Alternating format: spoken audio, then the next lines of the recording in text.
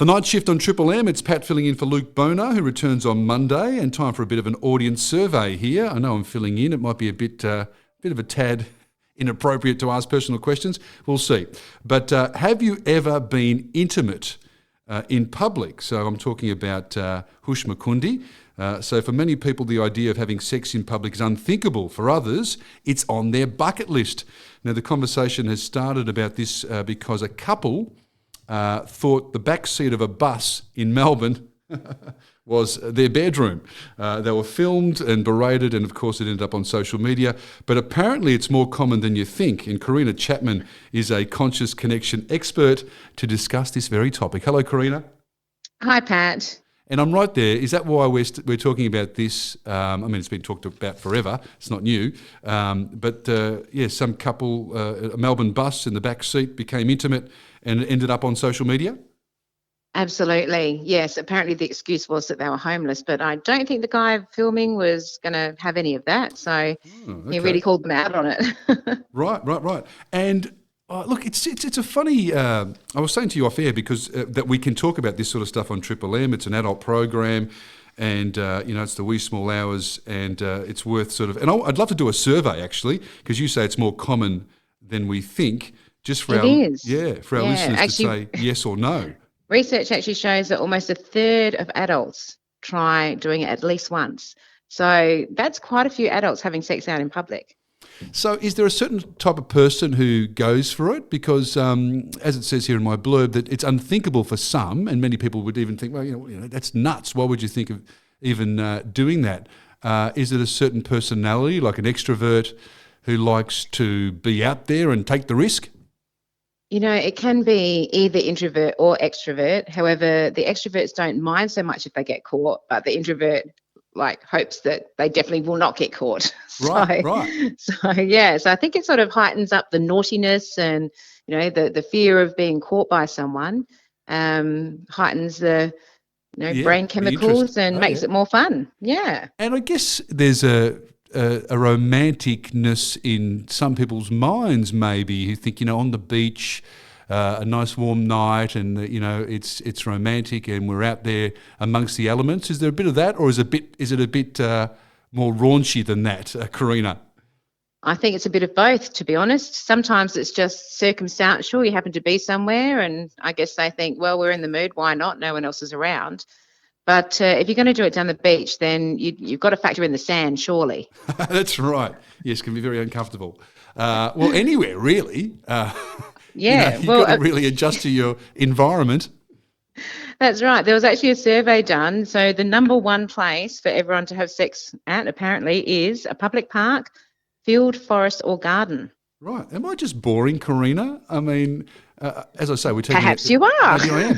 1-333-553, yes or no. I mean, I'm a no at this stage. I mean, venturing outside the bedroom is probably as adventurous as I've sort of got. Maybe that's too much information, but I thought I'd share, Karina, because I'm asking our audience to share on that number. So So I guess there's nothing wrong with it. Is that what we're saying? As long as you're safe and you're not offending others, there's a danger of, getting yourself into strife, isn't there, Karina? Exactly, that's right, because there is a law against it. However, if you think back to the younger years, number 2 on the list is inside the car. Yeah. So perhaps, for the younger population, they might be doing that there. But I think when you get older, the thought of the gear stick and the handbrake and, the uncomfortableness just would put you off, wouldn't it? Right. Actually, that should have been my first question. It's illegal to do it. Are we encouraging people, Karina, to do something which is illegal on this radio program? We certainly wouldn't be doing that. No. We're just giving the facts that a lot of people do it, and hopefully most don't get caught. Now, you're a sort of a conscious connection expert, so you help people connect in a romantic way and also for business in a conscious way where you make an effort to connect with others. Exactly. So your motive to sort of talk about this, do you encourage it, or is it sort of an individual choice? Do you think that it'll sort of make you add to your life in any way? If you thought to yourself, if you went to your partner and said, you know what, let's go off to, under a tree somewhere and have some fun. Well, open honesty is the best sort of relationship to have. And if one of the partners feels that, hey, I wouldn't mind having this. This is a fantasy that I've, thought about. then you can have a discussion on how that might happen if you want. If people are a bit hesitant to do it in public, then maybe the back garden is a good step, Right. rather than actually being in public, assuming that your backyard's private, of course. Yeah.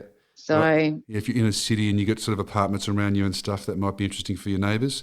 well, and some people do that on purpose because they like neighbours watching. So Right. there's all sorts out there. And so I help people consciously connect with their type of person. There's no good if you're going to put two people together that one wants to do it in all of the public areas and the other doesn't want to move out of the bedroom, because then eventually they there's a wouldn't be clash. compatible. Yeah. That's Now, I'm it. being a prude. As you say, other people do it deliberately to be seen.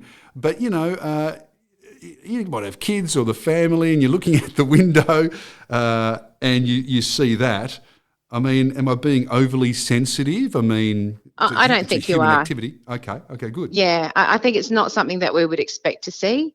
I know friends of mine happened upon a couple doing the dirty in the grass on a hill where they probably thought they wouldn't have been disturbed, but they sort of saw it and went, and then just retreated back as quickly as they could. They thought there's no way we're going to walk past, because just seeing them was enough. So I don't think we want to see others doing anything like that in public. Right. I think it's more about well, and again, it's personal choice, isn't it? Some people might want to see others doing that, but there are sort of places you can go for that.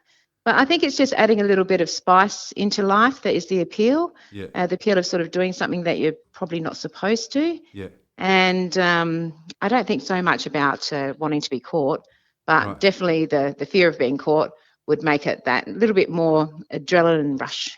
I see. I would So think, it adds yes. into that list. I was thinking that sort of like adding spice to your relationship, because it's Yes. good. Make the effort to stay attracted to each other and in love, and there's all different ways of doing that. Going out on a date night and putting time aside for each other. So it really falls under that list. I think we've got there. Exactly. That it's one of That's those things that if you both agree, and it's going to add some excitement to maybe a love life that's sort of been if you're in a relationship for a long time, you might think let's do this and spice it up a little. Exactly. You never know where you'll go from there. All right, let's ask our listeners. Thanks for your help here, Karina, as we do this survey. Now, I'm filling in for Luke, so I don't know if I'm overstepping the mark being personal with his audience, but is it a yes or no for you? Have you indulged outdoors, and did it add anything to your relationship? 133353. Karina, it's always a pleasure having you on the program. You're a conscious connection expert. Can we find you online? Is there a website or somewhere we can find you? Absolutely. If you look up karinachapman.com, then you'll find me and you can contact me through there. Great. Appreciate your time here on the night shift here at Triple M. You're welcome.